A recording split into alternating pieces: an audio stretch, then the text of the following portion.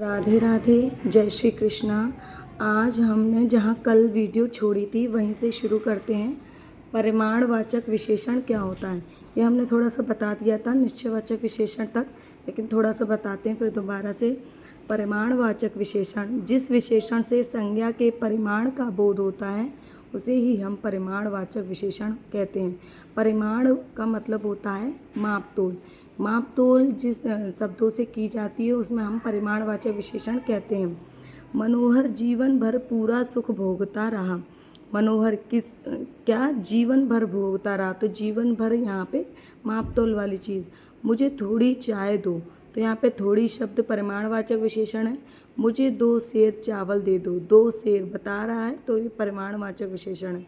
1 metre कपड़े से काम चल जाएगा, तो यहाँ पे भी परिमाण को बता रहा है। यह गाय बहुत दूध देती है।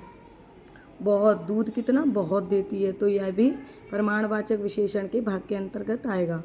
ऊपर के वाक्यों में मोटे अक्षरों में दिए गए शब्द परिमाणवाचक विशेषण हैं। इनसे उन संज्ञाओं के माप तोल का बोध होता है जो इन वाक्यों में विशेष्य के रूप में प्रयुक्त हुए हैं। यानी विशेष यानी संज्ञा शब्दों की विशेषताएं अगर माप तोल वाली चीज़ों से आएँ तो वहाँ पे परिमाणवाचक विशेषण होता है।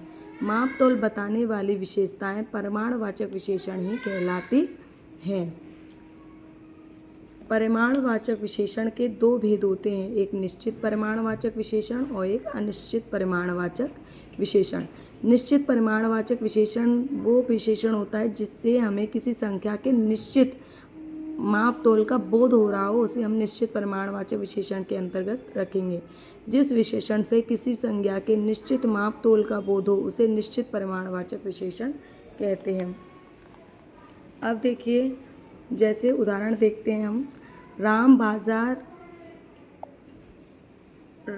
बाजार से 4 किलो आटा लाया है, तो यहाँ पे किलो की विशेषता आ गई है। कितने किलो? 4 किलो, तो ये परिमाण की माप तोल की बात हो गई।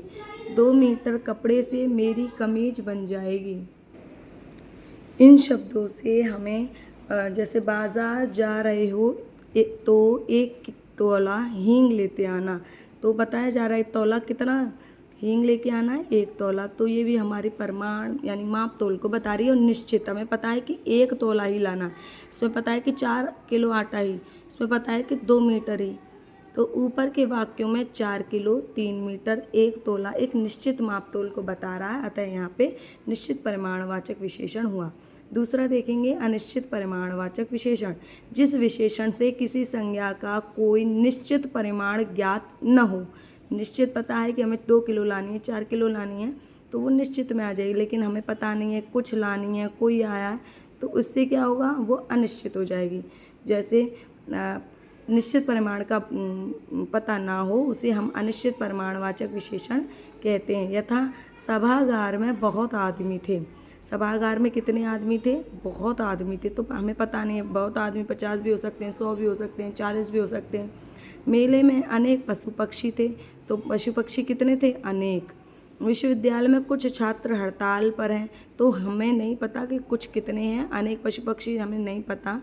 ऊपर के वाक्यों में बहुत, अनेक, कुछ एक अनिश्चित परिमाण का बोध कराते हैं, अतः यहाँ पे अनिश्चित परिमाणवाचक विशेषण हुआ। तीसरा हम देखेंगे सार्वनामिक विशेषण। पुरुषवाचक या निजवाचक सर्वनामों को छोड़कर अन्य सर्वनाम जब किसी संज्ञा की विशेषता बताए तो उसे हम सार्वनामिक विशेषण कहते हैं। इसमें हम पुरुषवाचक को, निजवाचक सर्वनामों को छोड़कर जो अपने लिए प्रयोग होते हैं उन सर्वनामों को छोड़कर अन्य सर्वनाम जब किसी संज्ञा की विशेषता बतलाएं, कोई संज्ञा की विशेषता बतलाए ना तो वो पुरुषवाचक सर्वनाम हो ना निजवाचक हो, तो उन्हें हम सार्वनामिक विशेषण कहते हैं। जैसे यह आदमी विश्वासी है, आदमी की विशेषता यहाँ पे बताई गई है कि यह आदमी की विशेषता क्या है कि वो यह है, तो यह आदमी यहाँ पे सार्वनामिक विशेषण है। यानी सीधे सीधे हम इसे ये समझ सकते हैं कि संज्ञा के पहले आए विशेषण, है ना। तो जैसे लड़के कहाँ जा रहे हैं, ये लड़के कहाँ जा रहे हैं, तो लड़के की विशेषता क्या है कि वो ये लड़के हैं। ऐसा आदमी तो देखा नहीं, आदमी कैसा है, वो ऐसा आदमी जो देखा नहीं, यहाँ पे भी सार्वनामिक है। मेरा घर इसी शहर में है, आपका पत्र मिला। पत्र की विशेषता क्या है कि वो आपका है। घर किसका है कि वो मेरा है। ऊपर के वाक्यों में यह, ये, ऐसा, मेरा, आपका सर्वनाम क्रमशः आदमी, लड़के, आदमी, घर, पत्र की विशेषता बतलाते हैं। ये सभी सार्वनामिक विशेषण हैं। सार्वनामिक विशेषण दो प्रकार के होते हैं, एक मौलिक सार्वनामिक विशेषण और एक यौगिक सार्वनामिक विशेषण। मौलिक सार्वनामिक विशेषण, जो सर्वनाम अपने मूल रूप में किसी संज्ञा की विशेषता बतलाते हैं उन्हें मौलिक सार्वनामिक विशेषण कहते हैं। यानी मूल रूप में किसी संज्ञा की विशेषता को बतलाए। जैसे यह आदमी चोर है, आदमी की विशेषता है कि वो यह आदमी है। मूल रूप में किसी संज्ञा की विशेषता को ही बता रहे हैं, तो यहाँ पे मौलिक सार्वनामिक विशेषण होगा। ये लोग भले हैं, तो लोगों की विशेषता है कि वो ये लोग हैं, तो ये मूल सार्वनामिक यानी मौलिक सार्वनामिक विशेषण हुआ। कोई व्यक्ति आया था। अब इसमें देखिए, सॉरी आपको नहीं दिख पाया होगा, तो मौलिक सार्वनामिक विशेषण वो होते हैं जो मूल रूप में किसी संज्ञा की विशेषता बतलाते हैं, उसे मौलिक सार्वनामिक विशेषण कहते हैं। यह आदमी चोर है, आदमी की विशेषता है। ये लोग भले हैं, लोगों की विशेषता क्या है कि ये हैं। तो मौलिक मूल रूप में उन लोगों के बारे में बता रहा है, संज्ञा के बारे में। कोई व्यक्ति आया, तो व्यक्ति की विशेषता क्या है कि वो कोई है, कोई व्यक्ति आया है, तो यहाँ पे मौलिक सार्वनामिक विशेषण हुआ। ऊपर के वाक्यों में यह, ये, कोई। अब देखेंगे यौगिक सार्वनामिक विशेषण। यौगिक जो सर्वनाम किसी प्रत्यय के योग से बनकर किसी संज्ञा की विशेषता बतलाते हैं उन्हें यौगिक सार्वनामिक विशेषण कहते हैं, है ना। जैसे ऐसा लड़का मिलना कठिन है, कैसा सामान लाए हो, तुम्हारे जैसा आदमी मैंने नहीं देखा। तो जैसा, कैसा, ऐसा ये मौलिक सार्वनामिक विशेषण के अंतर्गत आते हैं। अब देखिए, जैसे ऊपर के वाक्यों में ऐसा, कैसा, जैसा यौगिक सर्वनाम क्रमशः लड़का, सामान और आदमी की विशेषता बतलाते हैं, अतः ये सभी यौगिक सार्वनामिक विशेषण हैं। इनके अतिरिक्त मेरा, तुम्हारा, आपका, कितना, इतना, उतना, अपना आदि भी यौगिक सार्वनामिक विशेषण है, यौगिक सार्वनाम है। अब देखिए संख्यावाची विशेषण। संख्यावाचक विशेषण क्या होता है? जिस विशेषण से संज्ञा की संख्या का बोध हो उसे हम संख्यावाचक विशेषण कहते हैं। हमें पता चले कि कोई कितनी संख्या है ना, गिनतियों का बोध हो, उसे हम संख्यावाचक विशेषण कहते हैं। यह 3 बालक और 4 बालिकाएं मौजूद हैं। यहाँ पे 3 बालक और 4 बालिकाएं। बालिका की संख्या कितनी है कि 4 हैं, बालकों की संख्या कितनी है? 3 है। तो ये संख्या का बोध करा रहे हैं, इसलिए इसे संख्यावाची विशेषण कहेंगे। तीसरा आदमी कहाँ है? आदमी की विशेषता क्या है? तीसरा है, तीसरा। तो ये संख्या बता रहा है हमें। वे दोनों यानी 2 की संख्या को बता रहा है, दोनों स्कूल गए हैं। यहाँ हर एक आदमी ईमानदार है, तो ये हर एक प्रत्येक आदमी की बात हो रही है, एक संख्या का बोध हो रहा है। तो ऊपर के वाक्यों में 3, 4, तीसरा, दोनों, हर एक शब्द संख्यावाची विशेषण हैं और सभी संख्याओं और सभी संज्ञाओं की विशेषता बतलाते हैं। संख्यावाचक विशेषण के 5 भेद हैं। पहला गणनावाचक विशेषण, क्रमवाचक विशेषण, आवृत्तिवाचक विशेषण, समुदायवाचक विशेषण और प्रत्येक बोधक विशेषण। पहला आता है गणनावाचक विशेषण।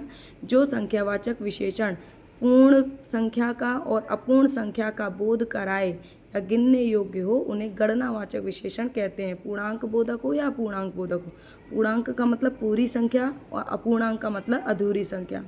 पूर्णांक में देखेंगे 2 आदमी जा रहे हैं, इसमें पूरी संख्या है कि वो 2 आदमी हैं। अपूर्णांक बोधक में आधा किलो दाल मिली है, कितने किलो? आधा हो, 2.5 हो, पौना हो, 1.25 हो, ये सभी अपूर्णांक बोधक में आएंगे। ऊपर के वाक्य में 2 संख्या पूर्णांक बोधक रूप में आदमी संख्या की विशेषता व्यक्त करती है और आधा अपूर्णांक बोधक संख्या है। ये दोनों संख्यावाचक विशेषण के अंतर्गत आएंगे। अब देखते हैं क्रमवाचक विशेषण। क्रमवाचक विशेषण जो संख्यावाचक विशेषण संख्या के क्रमांक को सूचित करता है, क्रम को बताता है, एक के बाद दूसरा, दूसरे के बाद तीसरा, क्रम को बताता है, उसे हम क्रमवाचक विशेषण के अंतर्गत रखेंगे, यानी जो क्या कहते हैं संख्यावाचक विशेषण के क्रम में रखेंगे। जैसे पहला व्यक्ति आगे रहेगा, व्यक्ति कौन सा, पहला व्यक्ति, तीसरा और चौथा, पहला, दूसरा, तीसरा, चौथा, पांचवा, छठा, ऐसे अगर आएंगे तो उसे वो क्रमवाचक विशेषण के अंतर्गत आएंगे। अब आइए आवृत्तिवाचक विशेषण। आवृत्ति में क्या होगा, दुगुना, तिगुना, चार गुना, दो बारह, तिबारा, चौबारा, पंचबारा, ये सभी शब्द आएंगे तो वो आवृत्तिवाचक संख्यावाचक विशेषण होंगे। अब आइए समुदायवाचक विशेषण। तो समुदायवाचक विशेषण, जो संख्यावाचक विशेषण किसी समूह या समुदाय का बोध कराएं उन्हें समुदायवाचक विशेषण कहते हैं। यथा दोनों, तीनों, चारों, पांचों, छठों, ये सभी आएगा तो वो समुदायवाचक विशेषण के अंतर्गत आएगा। प्रत्येक बोधक में जो संख्या एक का बोध कराए उसे प्रत्येक बोधक कहते हैं। हर एक, प्रत्येक, एक एक, है ना, मतलब हर एक, प्रत्येक, हर एक, हर दो, ऐसे शब्द आए तो वो प्रत्येक बोधक में आएंगे। और समुदाय बोधक में दोनों, तीनों, चारों ऐसे आएंगे तो समुदाय बोधक में आएंगे। आवृत्ति के लिए दूना, तिगुना, चौगुना, पाँचगुना आएगा तो आवृत्ति के लिए हो जाएगा। और जो क्रमवाचक है उसके अंतर्गत क्रम में आएगा, पहला, दूसरा, तीसरा, चौथा, ये क्रमवाचक में आएगा। ठीक है, तो यहाँ पे हमारे विशेषण खत्म हो जाते हैं। विशेषण के 4 भेद होते हैं। पहला है, आपने देखा ही होगा, पहला है गुणवाचक विशेषण, दूसरा परिमाणवाचक विशेषण, तीसरा सार्वनामिक विशेषण और चौथा संख्यावाचक विशेषण। अब देखेंगे विशेषण की तुलनावस्था। तुलना कैसे होती है, विशेषण जब 2-3 संज्ञाएं आपस में मिल जाए तो उनकी विशेषताओं में हम तुलना जो करते हैं उसी को हम विशेषण की तुलनावस्था कहते हैं।